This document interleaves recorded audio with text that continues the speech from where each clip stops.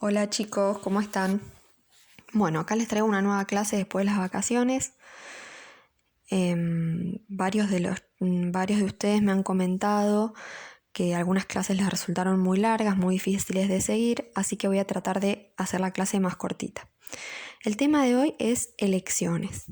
A ver, nosotros hasta ahora habíamos visto que nuestro sistema de gobierno tiene las características de representativo, republicano y federal, y aparte que vivimos en un gobierno democrático.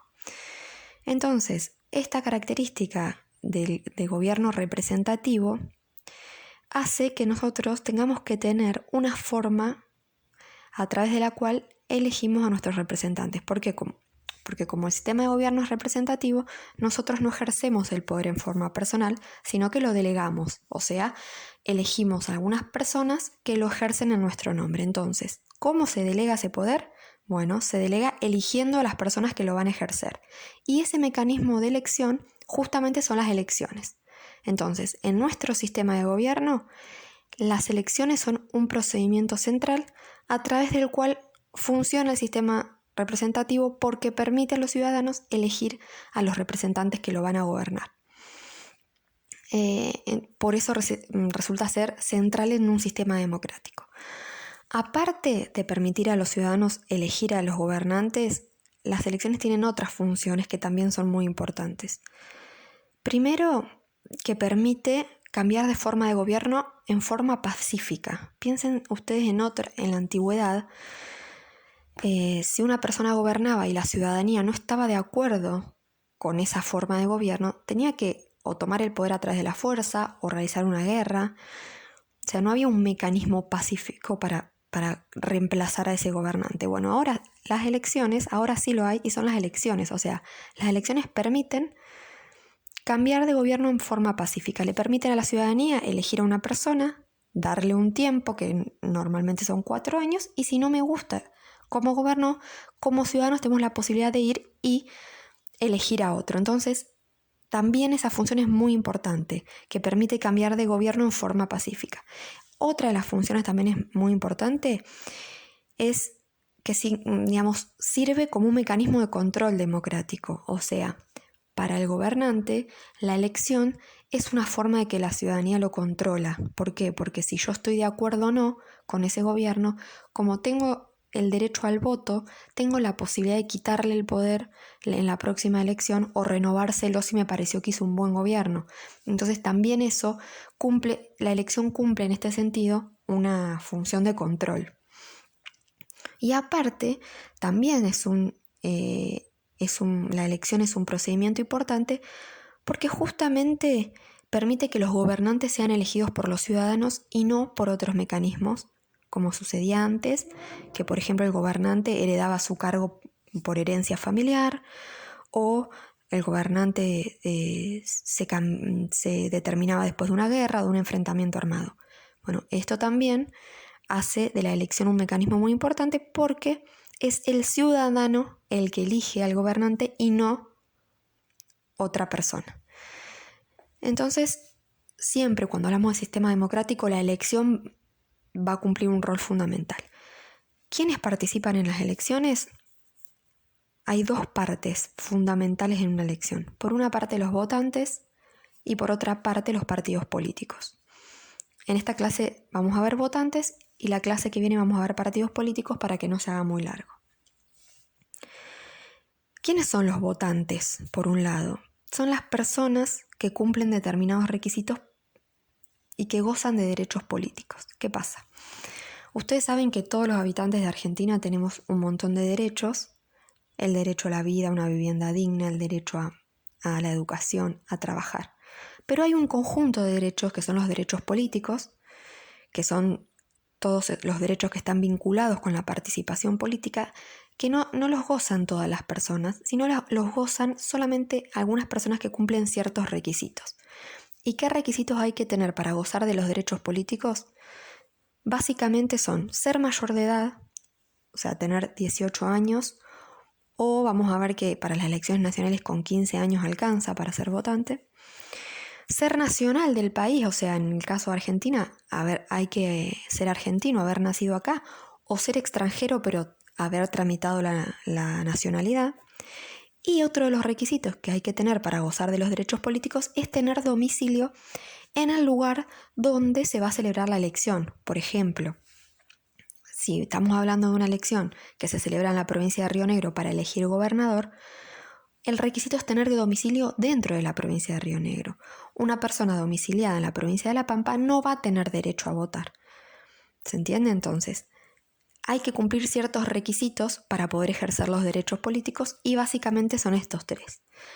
Entonces, por un lado en las elecciones están los votantes, que son estas personas que van a elegir en este acto eleccionario. Y por otro lado están los partidos políticos, que son aquellos que van a ser elegidos y lo vamos a ver la clase que viene. Como votantes, digamos, no siempre existieron los mismos derechos en nuestro país. Nosotros ya vimos que nuestro país, a partir de la independencia con España, le llevó unos 40 años, 50 organizarse, y no siempre existió la elección como la conocemos hoy en día. La primera ley electoral que se da es en el año 1821. Piensen que por la época todavía no estaba sancionada la Constitución, todavía no existía la República Argentina como la conocemos hoy en día. Por eso esta primera ley, que se da en el año 1821, regía solamente para la provincia de Buenos Aires. ¿Y qué decía esta primera ley? Establecía el voto universal, pero van a ver que de universal no tenía mucho, era el voto para los hombres, o sea, las mujeres estaban afuera, mayores de 21 años y libres. ¿Qué pasa? Hasta ese momento la vida política estaba solamente circunscripta o solamente participaban en la vida política del país las clases sociales más altas, o sea, los que tenían mayor poder adquisitivo, aquellos que tenían alguna profesión, habían podido estudiar, pero no participaba la población en general. Entonces, esta primera ley del año 1821, si bien era bastante restringida, si uno la mira desde hoy, porque solamente abarcaba a los hombres, fue una ley muy moderna para ese momento y muy amplia porque permitía que cualquier ciudadano pudiera votar, obviamente mientras sea hombre mayor de 21 años y libre, independientemente de su situación económica. Entonces fue para la época una ley muy moderna. ¿Y qué decía esta ley? ¿Cómo era el sistema de elecciones para esta ley? Era un sistema que se llamaba de voto cantado, que es un sistema muy antiguo que hoy ya no se conoce. ¿Qué significaba el voto cantado? Que el voto no era secreto. O sea, ¿cómo se realizaba? En el día de la elección, la persona iba a una escuela o a la mesa electoral que le tocara, tenía que decir en voz alta, presentar su documento, decir: yo soy Julia Prates y voto a tal candidato. Lo tenía que decir en voz alta adelante de las personas que estaban en la mesa. No era secreto el voto. Y aparte de no ser secreto, no había un sistema de empadronamiento. Yo no sé si ustedes alguna vez escucharon lo que es un padrón electoral. Hoy en día las personas que pueden votar están incluidas dentro de un padrón, de modo que la persona puede ir y votar solamente en la mesa donde está empadronada, y una vez que vota es tachado y no puede volver a votar. En este caso, en esta ley del año 1821, no existían los padrones electorales. Entonces, ¿qué pasaba? Una misma persona podía ir a distintas mesas y votar más de una vez. Entonces, ¿qué hacían las personas? Porque tampoco había un sistema de documentos como conocemos hoy. Entonces yo, por ejemplo, iba a una mesa y decía: yo soy Julia Prates, voto a tal. Al rato iba a otra mesa y me ponía un gorro, unos lentes, me cambiaba de ropa y decía: yo soy Juana Pérez y voto a tal. O sea, se producían muchos fraudes en ese sentido, porque no había documentos como lo conocemos hoy en día, y tampoco había un padrón donde se pudiera constatar que la persona votó o no votó. Entonces, eso sumado a que la persona decía el voto en voz alta delante de todos, generaba que fuera un sistema bastante fraudulento y bastante violento, porque imagínate que el candidato sabía quién lo había votado y quién no, porque escuchaba a quién votaba, se escuchaba todo. Entonces se producían amenazas, se perseguía a la gente para que vote a uno o vote a otro. Entonces era un sistema poco seguro. Pero más allá de eso fue muy moderno para la época y fue un paso muy importante. Esa fue, digamos, la primer ley electoral que se da en nuestro territorio, más allá de que solamente estaba vigente en provincia de Buenos Aires. La segunda ley que se da, la segunda ampliación de derechos, se da en el año 1912. Es una ley que es muy conocida y que fue casi la ley que usamos hasta hace poco, que se llamaba Ley Sáenz Peña. Y fue la primera ley que estableció el voto secreto, obligatorio y con empadronamiento. O sea, a partir de esta ley, uno entraba al cuarto oscuro, nadie sabía por quién votaba la otra persona, o sea que eso hacía que el sistema sea más seguro, y había padrón, o sea que la persona tenía que llevar un documento, tenía que mostrar sus datos, era tachada de una lista, o sea, no era posible votar más de una vez. Esta ley fue también muy moderna para la época y fue la que estuvo en vigencia mucho tiempo, más allá de que se le hicieron algunas modificaciones. Estuvo vigente 70-80 años. O sea que fue la primera ley que estableció el voto secreto. Obviamente seguían pudiendo votar solo los hombres. O sea, el voto era secreto, obligatorio y universal, pero esa universalidad abarcaba solamente al género masculino. Las mujeres seguíamos quedando afuera. La tercera ampliación de los derechos a la elección se da en el año 1947 con la inclusión, digamos, del voto femenino. O sea, la ley que se dicta en el año 1947 equipara los derechos políticos de mujeres y de varones.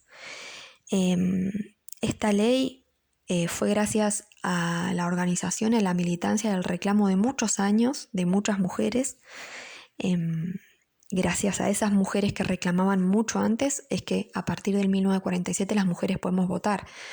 Una de las mujeres que estuvo, digamos, a la cabeza de estos reclamos, Alicia Moro de Justo, que fue una militante por los derechos políticos de las mujeres, que ya en el año 1907 empezó a militar a favor de este derecho. En el año 1910 se celebra el primer congreso femenino que se da en Buenos Aires, organizado por Alicia Moro de Justo, y recién en el año 1947 se dicta esta ley, la ley 13.010,